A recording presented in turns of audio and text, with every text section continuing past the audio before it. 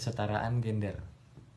Kesetaraan gender yang dimaksud adalah menganggap bahwa laki-laki dan perempuan memiliki kedudukan yang setara dan memiliki hak yang sama, juga menghargai kewajiban dan fungsi satu sama lain, agar tidak ada pihak yang merasa lebih berkuasa dari pihak yang lain hanya karena perbedaan kesetaraan gender. Munculnya perbedaan tersebut karena adanya anggapan bahwa perempuan memiliki lebih sedikit hak daripada laki-laki. Perbedaan tersebut juga sering dipergunakan oleh masyarakat untuk membentuk suatu peran kerja antara laki-laki dan perempuan berdasarkan perbedaan tersebut.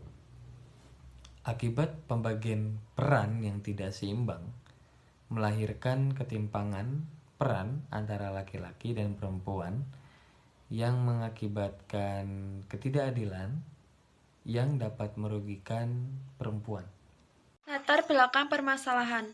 Diangkatnya permasalahan ini dikarenakan adanya anggapan bahwa perempuan memiliki lebih sedikit hak dibandingkan laki-laki, yang menimbulkan diskriminasi gender di beberapa aspek kehidupan, khususnya dalam pekerjaan.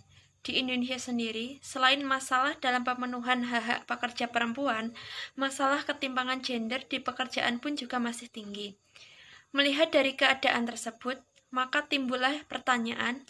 Yang pertama, ialah bagaimana upaya untuk meningkatkan kesetaraan gender dalam dunia kerja, dan yang kedua ialah bagaimana mekanisme pengawasan kesetaraan gender dalam dunia kerja.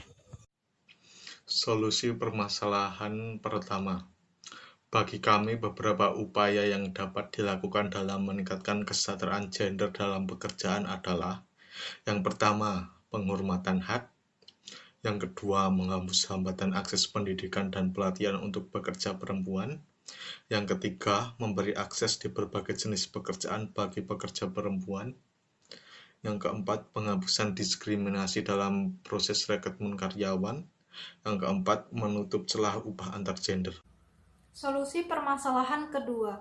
Selain dari organisasi, baik itu lembaga swadaya masyarakat atau LSM, atau badan yang dibentuk oleh pemerintah, salah satu perencanaan mekanisme pengawasan ialah pelaksanaan pengarus utamaan gender yang melalui evaluasi dari sektor ketenagakerjaan, yang mana dari evaluasi tersebut telah dirumuskan 3 kebijakan, yaitu: yang pertama, kebijakan yang bersifat protektif, yaitu kebijakan yang diarahkan pada perlindungan fungsi reproduksi seperti istirahat haid, melahirkan atau gugur kandungan, atau larangan pekerjaan di sektor pertambangan. Yang kedua adalah kebijakan yang bersifat korektif, yaitu kebijakan yang diarahkan pada peningkatan kedudukan pekerja seperti larangan PHK pada perempuan yang karena hamil atau menikah. Dan yang ketiga adalah kebijakan yang bersifat non-diskriminatif, yaitu kebijakan yang diarahkan pada kesetaraan hak dan kewajiban antara pekerja laki-laki dan perempuan. Gender di pembangunan ketenagakerjaan. Mengapa kebijakan pembangunan ketenagakerjaan harus dirawat dengan gender? Yang pertama, karena gender laki-laki dan perempuan memiliki perbedaan dalam kebutuhannya dan dalam kesulitannya maupun dalam aspirasinya.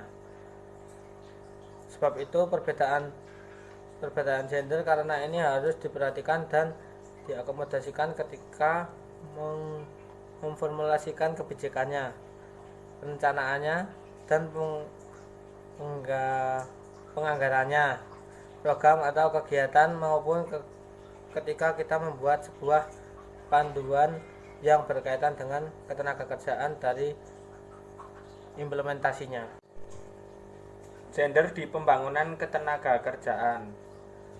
Sebab itu pemerataan isu gender serta permasalahan gender menjadi penting, seperti teridentifikasi kelompok target seperti wanita dan laki-laki, orang tua, anak, disfabel, rural, urban. Yang kedua, teridentifikasi dan terintegrasi kebutuhan, pengalaman, aspirasi, kendala kelompok target tersebut ke dalam kebijakan, program, penganggaran, pelayanan, dan perlindungan yang optimal. Pemerataan isu gender dan permasalahan gender ini sebagai langkah awal adanya suatu kebijakan, perencanaan, dan panduan diformulasikan. Untuk itu diperlukan adanya ketersediaan database yang terpilih menurut jenis kelamin.